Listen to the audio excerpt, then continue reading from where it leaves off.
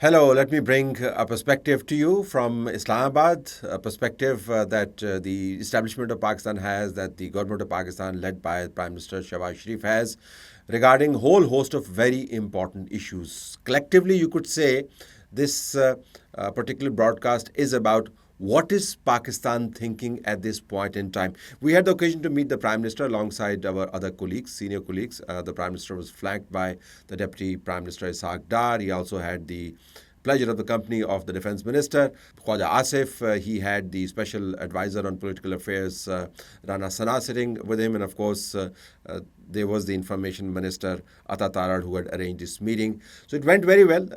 Let me give you my takeaways from this meeting as to what Pakistan is actually thinking on critical issues.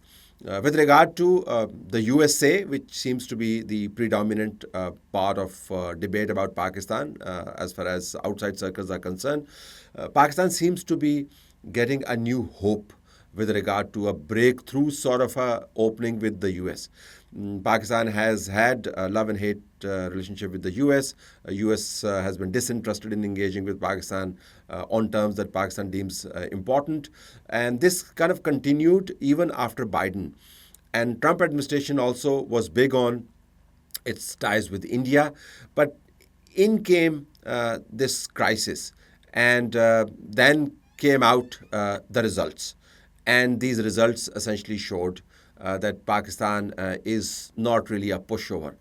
Pakistan now thinks that the aftermath of this war has brought about a great opportunity to engage with the US and sit at par with India on the high table. They believe that the Indians have messed up their ties with the Trump administration. Whether it's a strategic miscalculation or a tactical misstep, time will tell. But we do believe that as far as Trump administration is concerned, it's a reiteration of Kashmir being the central point.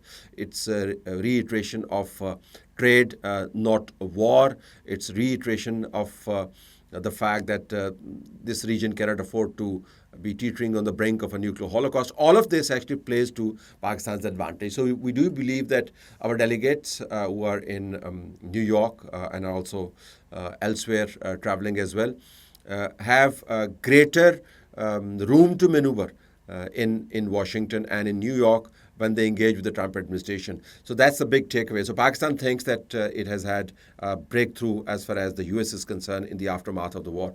On the Afghanistan front, Pakistan seems to be equally confident. The upgradation of the diplomatic ties, both now have ambassadors representing each other. That seems to be the new normal for Pakistan. The old ties were both indulged in mutual acquisitions, and Pakistan actually struck inside Afghanistan territory as well, and threats being hurled, this, that, and the other.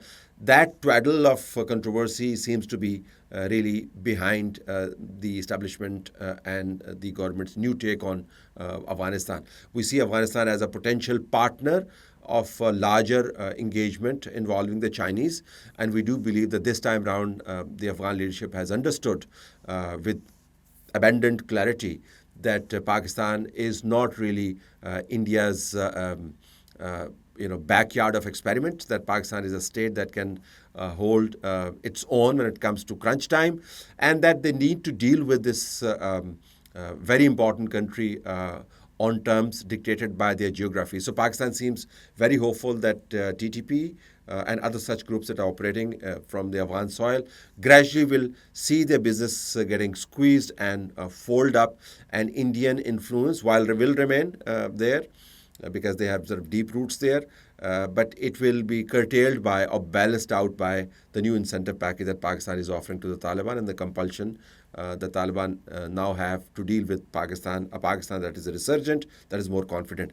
So on the Afghan front, you have the establishment paint a very positive picture. As far as India is concerned, it's very interesting that Pakistan anticipates, despite the absolutely fiery rhetoric that is coming out of Modi and his leaders about war, about punishment, about activating Navy, about encirclement, about bullets and all that war talk Despite all of that, the establishment and the government thinks, based on our interaction with the Prime Minister, that India will have to really restrain itself. So the rhetoric, in our estimation, does not necessarily translate into an immediate and present danger to Pakistan. And why is that? Number one, their war rhetoric and their war strategy has not resonated with the world. Not a single country, except for Israel and one or two other countries, has actually bought the Indian narrative on Pahalgam and has condemned Pakistan as a state. So that, we believe, is a big failure and setback for the Modi government.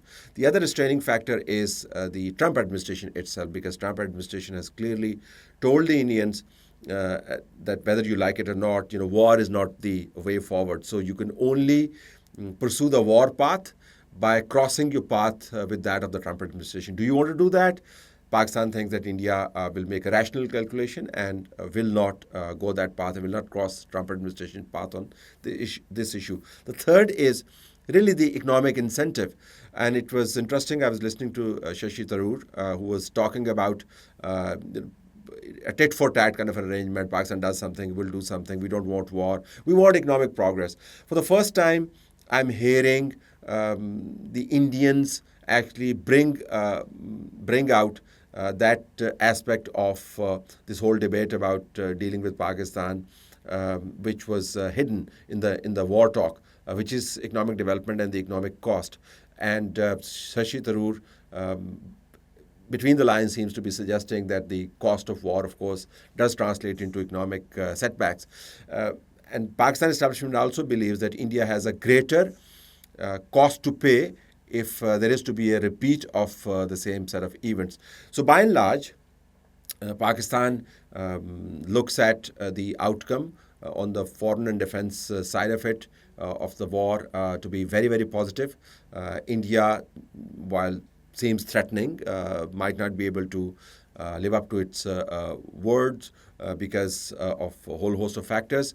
And that brings the fourth important point as far as thinking in Pakistan is concerned, that now is the time for us, a rare opportunity for us to focus on economic development, sort out our political issues, talk about long-term issues like water storage capacity, like distribution of resources, like modernizing our institutions to counter terror, and do lots of those things which seem to be unfortunately taking the back burner, because too much politics, too much agitation, too much Imran Khan, too much court hearings, too much of the judges' issues were dominating the headlines and dissipating these energies. So based purely on this interaction with the Prime Minister and reflecting on some of the engagements I've had with the members of the establishment, I can tell you that you are looking at a fairly positive Pakistan, which is thinking ahead, thinking of the future, and not firefighting on a daily basis.